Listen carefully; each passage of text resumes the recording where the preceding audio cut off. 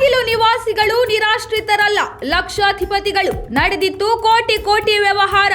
ಅಕ್ರಮ ಬಯಲಾದ ಮೇಲಾದ್ರೂ ಪುನರ್ವಸತಿ ಕಲ್ಪಿಸುವುದರಿಂದ ಹಿಂದೆ ಸರಿಯುತ್ತಾ ರಾಜ್ಯ ಸರ್ಕಾರ. ನಾಗಮಂಗಲದಲ್ಲೂ ಆಂಧ್ರ, ಕೇರಳ ಮೂಲದವರಿಗೆ ನಕಲಿ ದಾಖಲೆ ಸೃಷ್ಟಿಸಿ ಭೂಮಿ ಹಂಚಿಕೆ ಆರೋಪ. ಇತ್ತೀಚೆಗೆ ಬೆಂಗಳೂರಿನ ಕೋಗಿಲು ಲೇಔಟ್ನಲ್ಲಿರುವ ಸರ್ಕಾರಿ ಜಾಗ ಒತ್ತುವರಿ ತೆರವು ಕಾರ್ಯಾಚರಣೆ ಪ್ರಕರಣ ಇಡೀ ದೇಶದಲ್ಲಿ ಸಂಚಲನ ಸೃಷ್ಟಿ ಮಾಡಿತು. ಕೇರಳ ಮುಖ್ಯಮಂತ್ರಿ ಪಿಣರಾಯಿ ವಿಜಯನ್ ಕೂಡ ಈ ವಿಚಾರವಾಗಿ ವಿರೋಧ ವ್ಯಕ್ತಪಡಿಸಿ ಕರ್ನಾಟಕ ಸರ್ಕಾರವನ್ನ ಬುಲ್ಡೋಜರ್ ರಾಜ್ ಎಂದು ಟೀಕೆ ಮಾಡಿದ್ದರು. ಅಷ್ಟು ಮಾತ್ರವಲ್ಲದೆ ಶತ್ರು ರಾಷ್ಟ್ರ ಪಾಕಿಸ್ತಾನ ಕೂಡ ಕೋಗಿಲು ಲೇಔಟ್ ಒತ್ತುವರಿ ಬಗ್ಗೆ ಟೀಕೆ ಮಾಡಿತ್ತು. ಇದೀಗ ಈ ಪ್ರಕರಣದಲ್ಲಿ ಮತ್ತೊಂದು ಶಾಕಿಂಗ್ ವಿಚಾರ ಬಹಿರಂಗಗೊಂಡಿದೆ.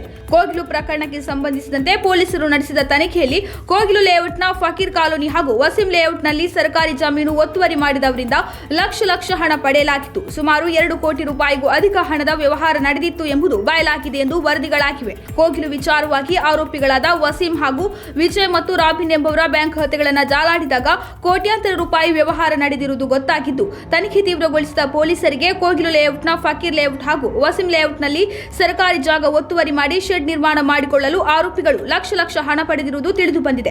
ಲಕ್ಷಾಂತರ ರೂಪಾಯಿ ಕೊಟ್ಟು ಸರ್ಕಾರಿ ಭೂಮಿ ಒತ್ತುವರಿ ಮಾಡಿಕೊಂಡವರಿಗೆ ಯಾಕೆ ಪುನರ್ವಸತಿ ನೀಡಬೇಕೆಂಬ ಚರ್ಚೆ ಶುರುವಾಗಿದೆ. ಆರಂಭದಲ್ಲಿ ಅಲ್ಲಿದ್ದವರು ಬಡವರು ಎಂಬ ಚರ್ಚೆ ಜೋರಾಗಿದ್ದರಿಂದ ಮಾನವೀಯತೆಯ ದೃಷ್ಟಿಯಿಂದ ಸರ್ಕಾರ ವಸತಿ ನೀಡಲು ನಿರ್ಧರಿಸಿತ್ತು. ಇದೀಗ ಈ ವಿಚಾರವನ್ನ ಗಂಭೀರವಾಗಿ ಪರಿಗಣಿಸಿರುವ ಅಧಿಕಾರಿಗಳು 26 ಜನರಿಗೆ ಪುನರ್ವಸತಿ ನೀಡಬೇಕು ಎಂದುಕೊಂಡಿರುವುದರಿಂದ ಹಿಂದೇಟು ಹಾಕುತ್ತಿದ್ದಾರೆ. ಹೀಗಾಗಿ ಸದ್ಯಕ್ಕೆ ಒತ್ತುವರಿದಾರರಿಗೆ ಪುನರ್ವಸತಿ ಅನುಮಾನ ಎನ್ನಲಾಗುತ್ತಿದೆ. ಇನ್ನು ಪ್ರತ್ಯೇಕ ಪ್ರಕರಣವೊಂದರಲ್ಲಿ ಕೋಗಿಲು ರೀತಿಯಲ್ಲೇ ಮಂಡ್ಯ ಜಿಲ್ಲೆಯ ನಾಗಮಂಗಲ ತಾಲೂಕಿನಲ್ಲಿಯೂ ಭಾರೀ ಭೂಮಿ ಅಕ್ರಮ ನಡೆದಿರುವ ಶಂಕೆ ವ್ಯಕ್ತವಾಗಿದೆ.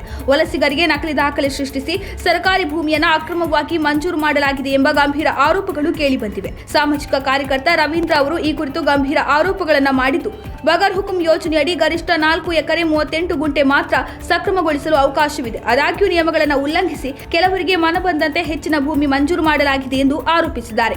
ನಸೀಂ ಎಂಬ ವ್ಯಕ್ತಿಗೆ ಸುಮಾರು 9 ಎಕರೆ 27 ಗುಂಟೆ ಜಮೀನು ಹಾಗೂ ಕಾಲಿಂ ಉಲ್ಲಾ ಹೆಸರಿಗೆ ಸುಮಾರು 11 ಎಕರೆ 23 ಗುಂಟೆ ಸರ್ಕಾರಿ ಭೂಮಿಯನ್ನು ಮಂಜೂರು ಮಾಡಲಾಗಿದೆ ಎಂದು ಅವರು ಆರೋಪಿಸಿದ್ದಾರೆ. ಅಲ್ಲದೆ ಆಂಧ್ರಪ್ರದೇಶ, ಬೆಂಗಳೂರು ಹಾಗೂ ಕೇರಳ ಮೂಲದವರಿಗೂ ಸಹ ಭೂಮಿ ಹಂಚಿಕೆ ಮಾಡಿರುವ ಆರೋಪವೂ ಕೇಳಿಬಂದಿದೆ.